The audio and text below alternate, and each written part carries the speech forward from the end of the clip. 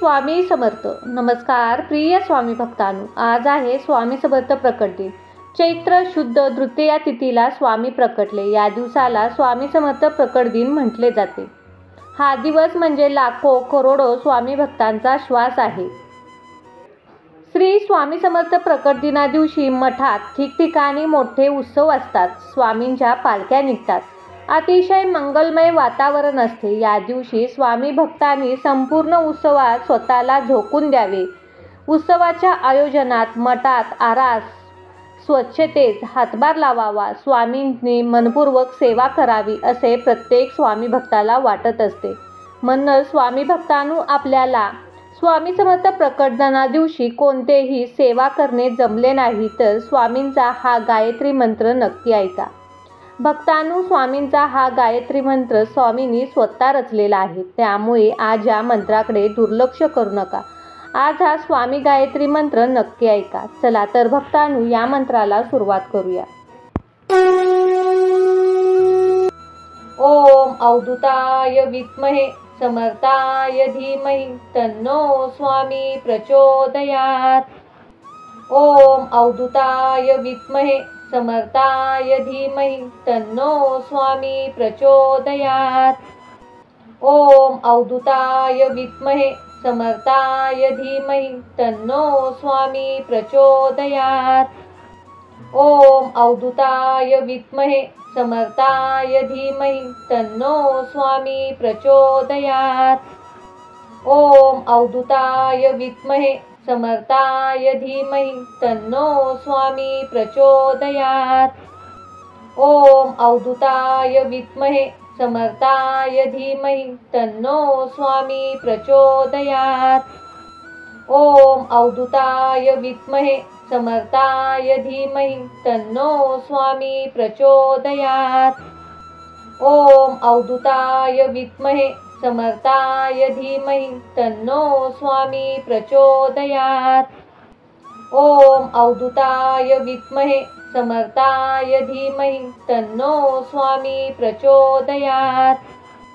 ओम अवधूताय विद्महे समर्थाय धीमहि तन्नो स्वामी प्रचोदयात्. ओम अवधूताय विद्महे समर्थाय धीमहि तन्नो स्वामी प्रचोदयात्. ओम अवधूताय विद्महे समर्थाय धीमहि तन्नो स्वामी प्रचोदयात्.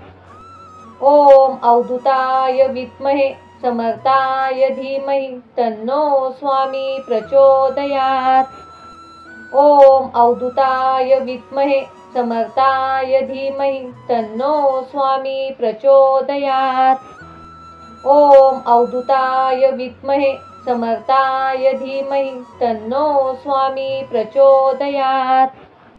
ओम अवधूताय विद्महे समर्थाय धीमहि तन्नो स्वामी प्रचोदयात्.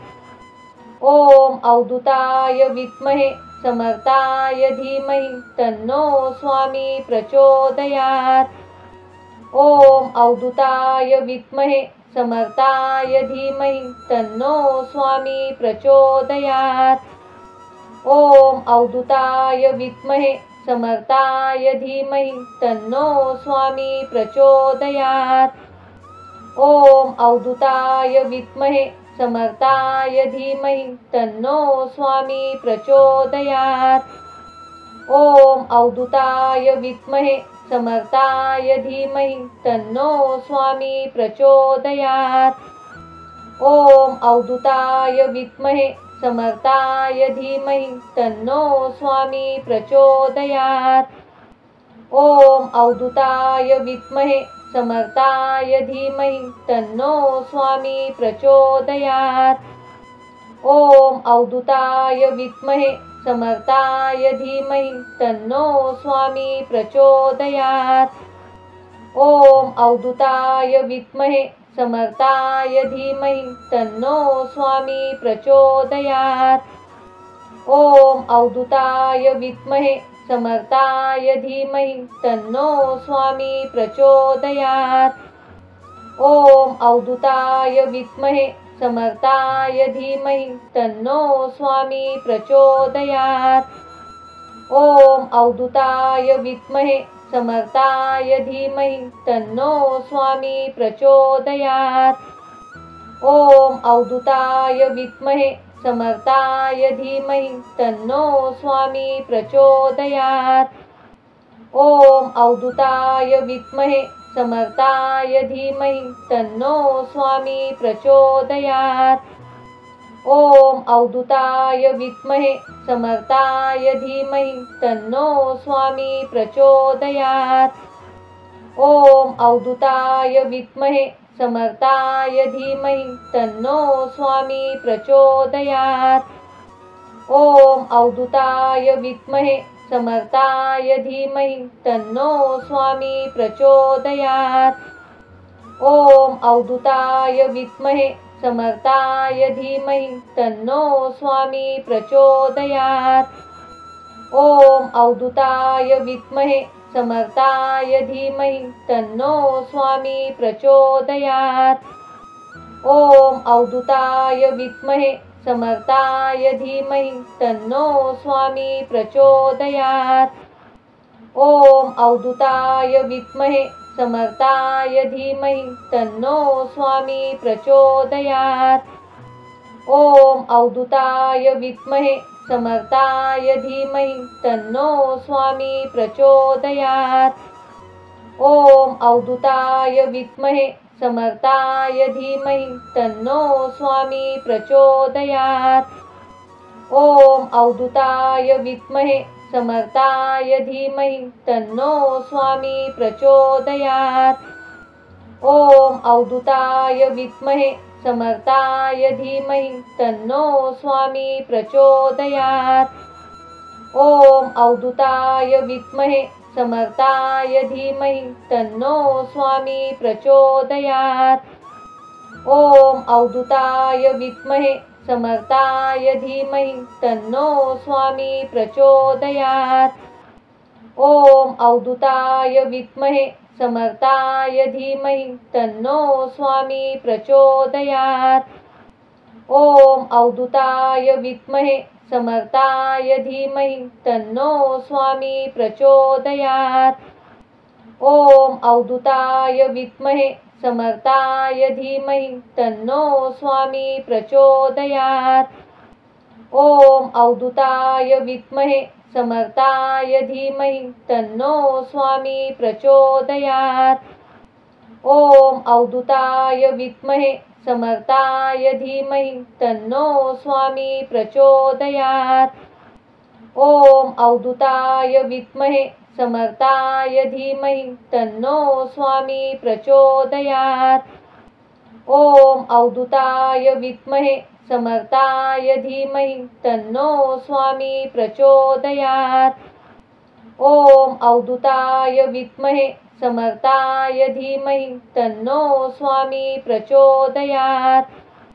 ओम अवधूताय विद्महे समर्थाय धीमहि तन्नो स्वामी प्रचोदयात्। ओम अवधूताय विद्महे समर्थाय धीमहि तन्नो स्वामी प्रचोदयात्। ओम अवधूताय विद्महे समर्थाय धीमहि तन्नो स्वामी प्रचोदयात्। ओम अवधूताय विद्महे समर्थाय धीमहि तन्नो स्वामी प्रचोदयात्। ओम अवधूताय विद्महे समर्थाय धीमहि तन्नो स्वामी प्रचोदयात्। ओम अवधूताय विद्महे समर्थाय धीमहि तन्नो स्वामी प्रचोदयात्। ओम अवधूताय विद्महे समर्थाय धीमहि तन्नो स्वामी प्रचोदयात्। ओम अवधूताय विद्महे समर्थाय धीमहि तन्नो स्वामी प्रचोदयात्। ओम अवधूताय विद्महे समर्थाय धीमहि तन्नो स्वामी प्रचोदयात्। ओम अवधूताय विद्महे समर्थाय धीमहि तन्नो स्वामी प्रचोदयात्। ओम अवधूताय विद्महे समर्थाय धीमहि तन्नो स्वामी प्रचोदयात्। ओम अवधूताय विद्महे समर्थाय धीमहि तन्नो स्वामी प्रचोदयात्। ओम अवधूताय विद्महे समर्थाय धीमहि तन्नो स्वामी प्रचोदयात्। ओम अवधूताय विद्महे समर्थाय धीमहि तन्नो स्वामी प्रचोदयात्। ओम अवधूताय विद्महे समर्थाय धीमहि तन्नो स्वामी प्रचोदयात्। ओम अवधूताय विद्महे समर्थाय धीमहि तन्नो स्वामी प्रचोदयात्। ओम अवधूताय विद्महे समर्थाय धीमहि तन्नो स्वामी प्रचोदयात्। ओम अवधूताय विद्महे समर्थाय धीमहि तन्नो स्वामी प्रचोदयात्। ओम अवधूताय विद्महे समर्थाय धीमहि तन्नो स्वामी प्रचोदयात्। ओम अवधूताय विद्महे समर्थाय धीमहि तन्नो स्वामी प्रचोदयात्। ओम अवधूताय विद्महे समर्थाय धीमहि तन्नो स्वामी प्रचोदयात्। ओम अवधूताय विद्महे समर्थाय धीमहि तन्नो स्वामी प्रचोदयात्। ओम अवधूताय विद्महे समर्थाय धीमहि तन्नो स्वामी प्रचोदयात्। ओम अवधूताय विद्महे समर्थाय धीमहि तन्नो स्वामी प्रचोदयात्। ओम अवधूताय विद्महे समर्थाय धीमहि तन्नो स्वामी प्रचोदयात्। ओम अवधूताय विद्महे समर्थाय धीमहि तन्नो स्वामी प्रचोदयात्। ओम अवधूताय विद्महे समर्थाय धीमहि तन्नो स्वामी प्रचोदयात्। ओम अवधूताय विद्महे समर्थाय धीमहि तन्नो स्वामी प्रचोदयात्। ओम अवधूताय विद्महे समर्थाय धीमहि तन्नो स्वामी प्रचोदयात्। ओम अवधूताय विद्महे समर्थाय धीमहि तन्नो स्वामी प्रचोदयात्। ओम अवधूताय विद्महे समर्थाय धीमहि तन्नो स्वामी प्रचोदयात्। ओम अवधूताय विद्महे समर्थाय धीमहि तन्नो स्वामी प्रचोदयात्।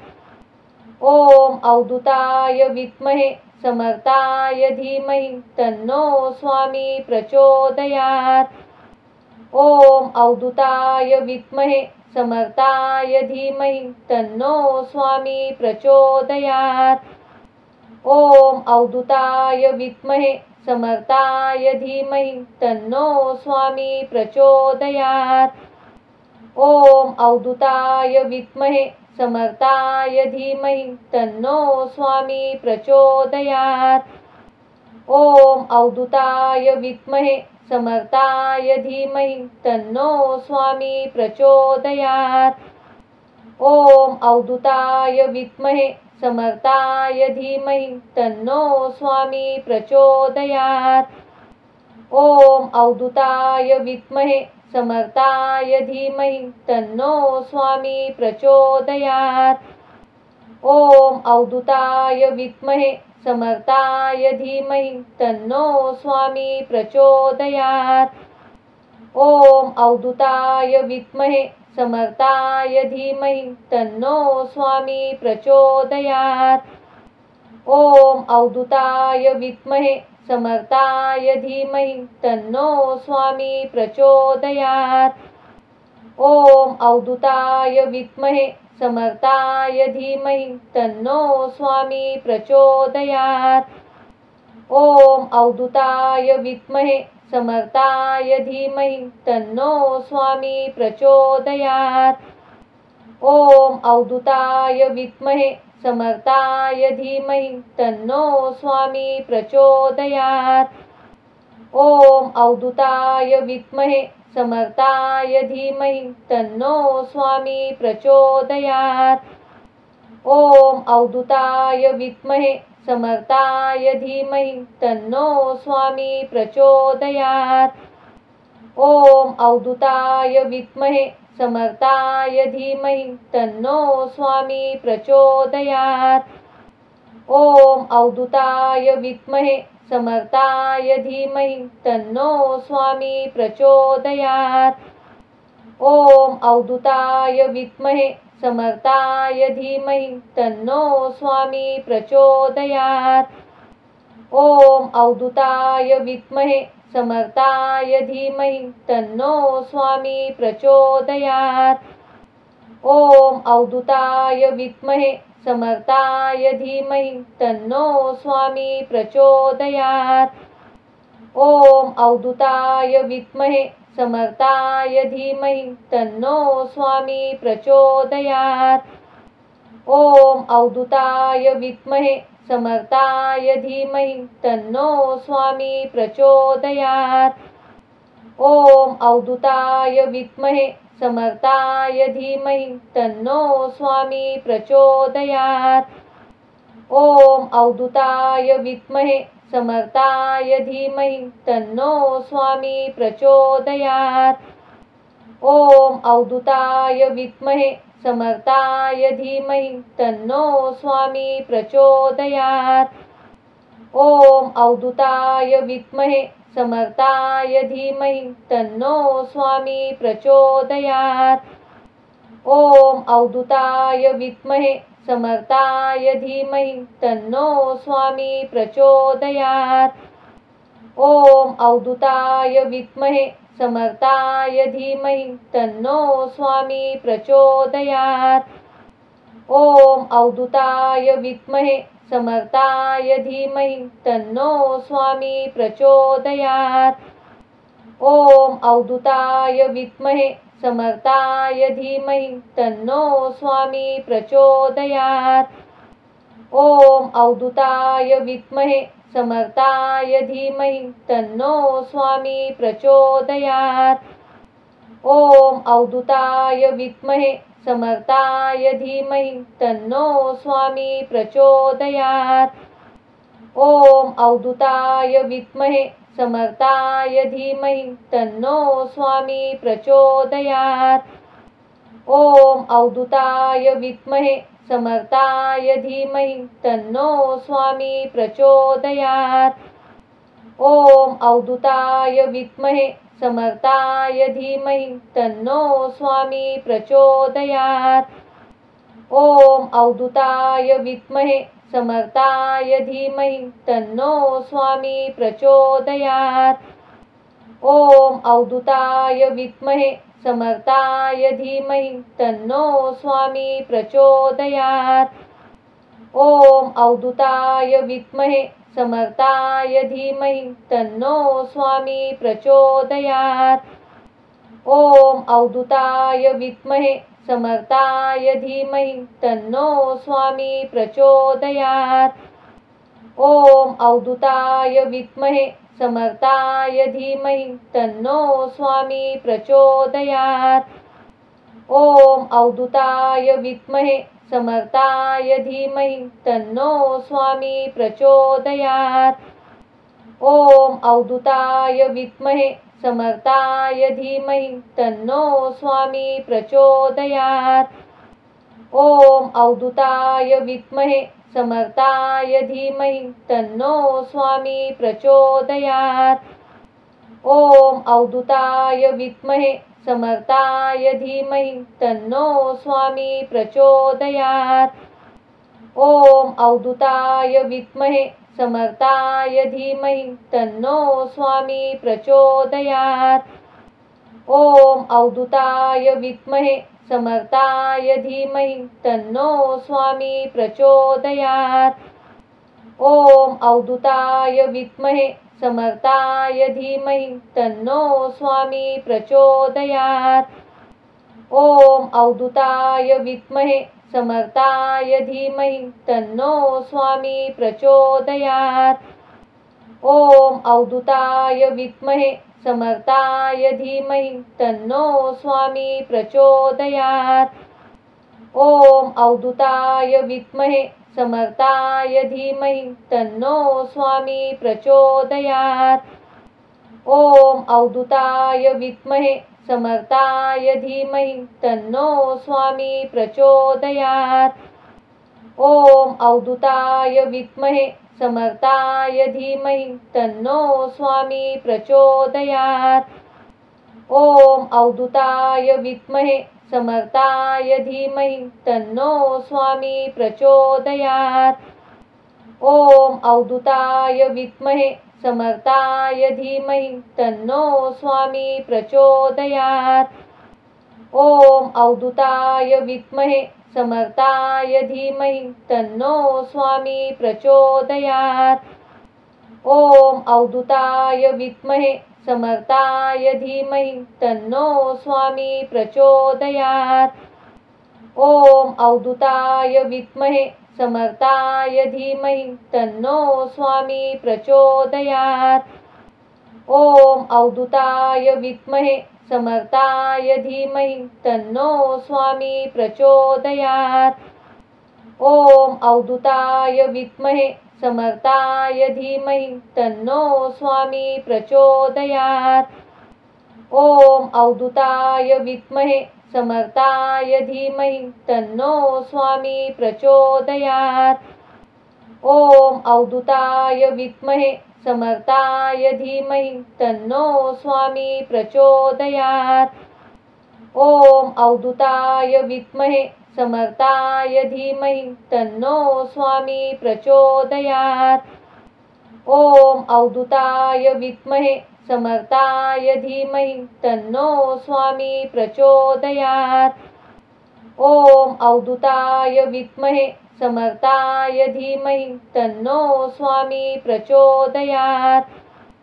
ओम अवधूताय विद्महे समर्थाय धीमहि तन्नो स्वामी प्रचोदयात्। ओम अवधूताय विद्महे समर्थाय धीमहि तन्नो स्वामी प्रचोदयात्। ओम अवधूताय विद्महे समर्थाय धीमहि तन्नो स्वामी प्रचोदयात्। ओम अवधूताय विद्महे समर्थाय धीमहि तन्नो स्वामी प्रचोदयात्। ओम अवधूताय विद्महे समर्थाय धीमहि तन्नो स्वामी प्रचोदयात्। ओम अवधूताय विद्महे समर्थाय धीमहि तन्नो स्वामी प्रचोदयात्। ओम अवधूताय विद्महे समर्थाय धीमहि तन्नो स्वामी प्रचोदयात्। ओम अवधूताय विद्महे समर्थाय धीमहि तन्नो स्वामी प्रचोदयात्। ओम अवधूताय विद्महे समर्थाय धीमहि तन्नो स्वामी प्रचोदयात्। ओम अवधूताय विद्महे समर्थाय धीमहि तन्नो स्वामी प्रचोदयात्। ओम अवधूताय विद्महे समर्थाय धीमहि तन्नो स्वामी प्रचोदयात्। ओम अवधूताय विद्महे समर्थाय धीमहि तन्नो स्वामी प्रचोदयात्। ओम अवधूताय विद्महे समर्थाय धीमहि तन्नो स्वामी प्रचोदयात्। ओम अवधूताय विद्महे समर्थाय धीमहि तन्नो स्वामी प्रचोदयात्। ओम अवधूताय विद्महे समर्थाय धीमहि तन्नो स्वामी प्रचोदयात्। ओम अवधूताय विद्महे समर्थाय धीमहि तन्नो स्वामी प्रचोदयात्। ओम अवधूताय विद्महे समर्थाय धीमहि तन्नो स्वामी प्रचोदयात्। ओम अवधूताय विद्महे समर्थाय धीमहि तन्नो स्वामी प्रचोदयात्। ओम अवधूताय विद्महे समर्थाय धीमहि तन्नो स्वामी प्रचोदयात्। ओम अवधूताय विद्महे समर्थाय धीमहि तन्नो स्वामी प्रचोदयात्। ओम अवधूताय विद्महे समर्थाय धीमहि तन्नो स्वामी प्रचोदयात्। ओम अवधूताय विद्महे समर्थाय धीमहि तन्नो स्वामी प्रचोदयात्। ओम अवधूताय विद्महे समर्थाय धीमहि तन्नो स्वामी प्रचोदयात्। ओम अवधूताय विद्महे समर्थाय धीमहि तन्नो स्वामी प्रचोदयात्। ओम अवधूताय विद्महे समर्थाय धीमहि तन्नो स्वामी प्रचोदयात्। ओम अवधूताय विद्महे समर्थाय धीमहि तन्नो स्वामी प्रचोदयात्। ओम अवधूताय विद्महे समर्थाय धीमहि तन्नो स्वामी प्रचोदयात्। ओम अवधूताय विद्महे समर्थाय धीमहि तन्नो स्वामी प्रचोदयात्। ओम अवधूताय विद्महे समर्थाय धीमहि तन्नो स्वामी प्रचोदयात्। ओम अवधूताय विद्महे समर्थाय धीमहि तन्नो स्वामी प्रचोदयात्। ओम अवधूताय विद्महे समर्थाय धीमहि तन्नो स्वामी प्रचोदयात्। ओम अवधूताय विद्महे समर्थाय धीमहि तन्नो स्वामी प्रचोदयात्। ओम अवधूताय विद्महे समर्थाय धीमहि तन्नो स्वामी प्रचोदयात्। ओम अवधूताय विद्महे समर्थाय धीमहि तन्नो स्वामी प्रचोदयात्। ओम अवधूताय विद्महे समर्थाय धीमहि तन्नो स्वामी प्रचोदयात्। ओम अवधूताय विद्महे समर्थाय धीमहि तन्नो स्वामी प्रचोदयात्। ओम अवधूताय विद्महे समर्थाय धीमहि तन्नो स्वामी प्रचोदयात्। ओम अवधूताय विद्महे समर्थाय धीमहि तन्नो स्वामी प्रचोदयात्। ओम अवधूताय विद्महे समर्थाय धीमहि तन्नो स्वामी प्रचोदयात्। ओम अवधूताय विद्महे समर्थाय धीमहि तन्नो स्वामी प्रचोदयात्। ओम अवधूताय विद्महे समर्थाय धीमहि तन्नो स्वामी प्रचोदयात्। ओम अवधूताय विद्महे समर्थाय धीमहि तन्नो स्वामी प्रचोदयात्। ओम अवधूताय विद्महे समर्थाय धीमहि तन्नो स्वामी प्रचोदयात्। ओम अवधूताय विद्महे समर्थाय धीमहि तन्नो स्वामी प्रचोदयात्।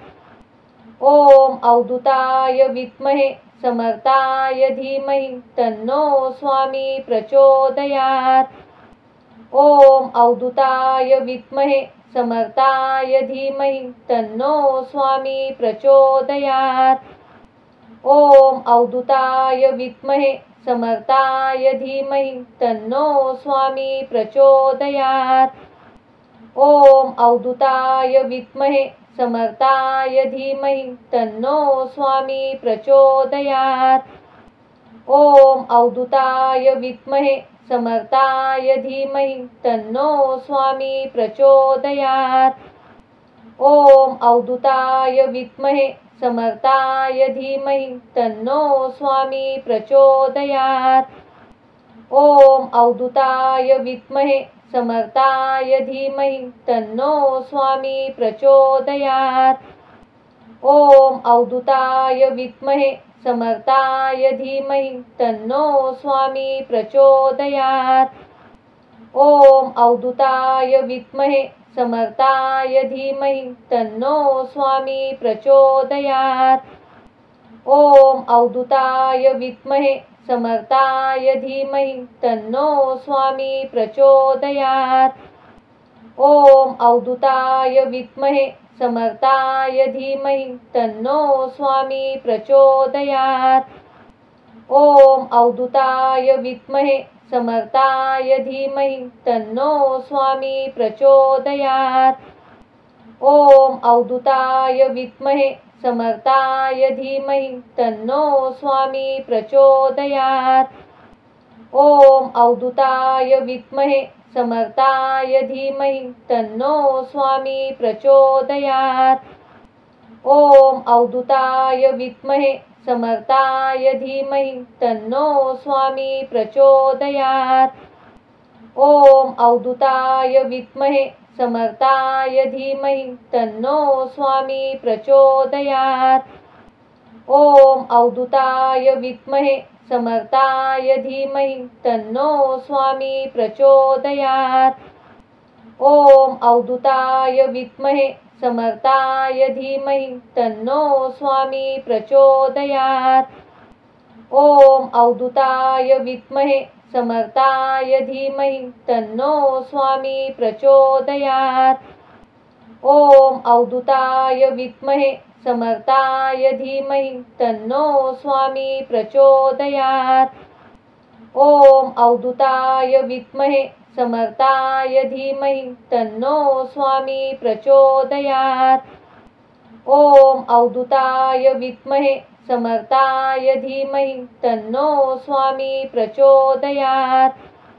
ओम अवधूताय विद्महे समर्थाय धीमहि तन्नो स्वामी प्रचोदयात्। ओम अवधूताय विद्महे समर्थाय धीमहि तन्नो स्वामी प्रचोदयात्। ओम अवधूताय विद्महे समर्थाय धीमहि तन्नो स्वामी प्रचोदयात्। ओम अवधूताय विद्महे समर्थाय धीमहि तन्नो स्वामी प्रचोदयात्। ओम अवधूताय विद्महे समर्थाय धीमहि तन्नो स्वामी प्रचोदयात्। ओम अवधूताय विद्महे समर्थाय धीमहि तन्नो स्वामी प्रचोदयात्। ओम अवधूताय विद्महे समर्थाय धीमहि तन्नो स्वामी प्रचोदयात्। ओम अवधूताय विद्महे समर्थाय धीमहि तन्नो स्वामी प्रचोदयात्। ओम अवधूताय विद्महे समर्थाय धीमहि तन्नो स्वामी प्रचोदयात्। ओम अवधूताय विद्महे समर्थाय धीमहि तन्नो स्वामी प्रचोदयात्। ओम अवधूताय विद्महे समर्थाय धीमहि तन्नो स्वामी प्रचोदयात्। ओम अवधूताय विद्महे समर्थाय धीमहि तन्नो स्वामी प्रचोदयात्। ओम अवधूताय विद्महे समर्थाय धीमहि तन्नो स्वामी प्रचोदयात्। ओम अवधूताय विद्महे समर्थाय धीमहि तन्नो स्वामी प्रचोदयात्।